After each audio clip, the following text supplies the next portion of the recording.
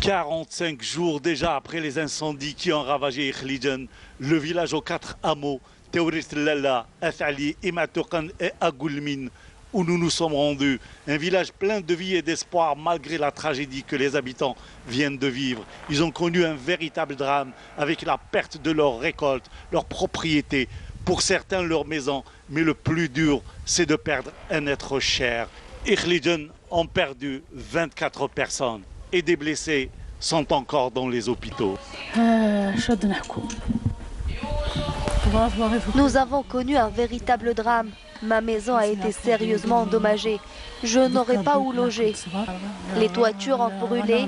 Avec l'hiver qui arrive, ça va être dur.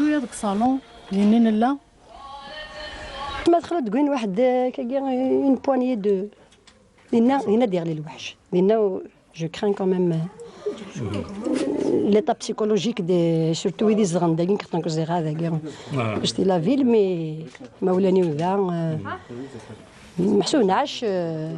un cauchemar, vraiment un cauchemar.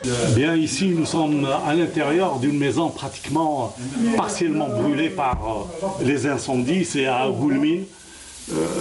La famille qui habitait ici ne peut plus vivre ici finalement. Donc ils sont obligés de quitter les lieux. Regardez la toiture complètement calcinée, il n'y a plus de toit. Par ici c'est la même chose. Donc tout est calciné. C'est carrément une famille qui a besoin d'être relogée ailleurs.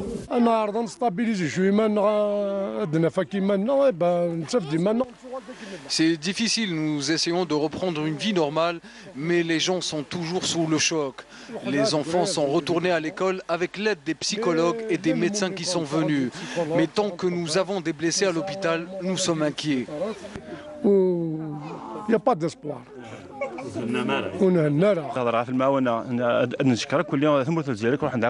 Nous tenons à remercier tous les Algériens de toutes les wilayas qui nous ont apporté leur aide. Je tiens à dire que nous sommes tous des Algériens sans aucune différence. Pour ce qui est des enfants, ils sont tous rentrés, même s'ils sont toujours sous le choc. Mais ils reprennent petit à petit. L'espoir est donc permis. Certains blessés sont revenus au village après avoir été pris en charge soit à Tizi Ouzou, soit à Alger. Ils sont contents de retrouver les leurs. Hospitalisé à 4 jours, moi j'ai passé 4 jours à l'hôpital de Belwa et voilà, je suis sorti sain et sauf. Mais nous avons encore des blessés à Douera et certains ont été évacués vers la Turquie.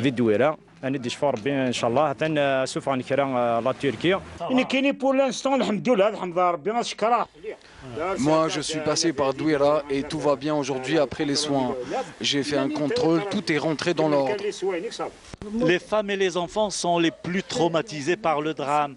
Ils reprennent tout de même leur vie normale, même s'ils sont encore sous le choc. À l'arrivée des feux, nous avons fui le village. Aujourd'hui, nous n'avons plus peur du feu.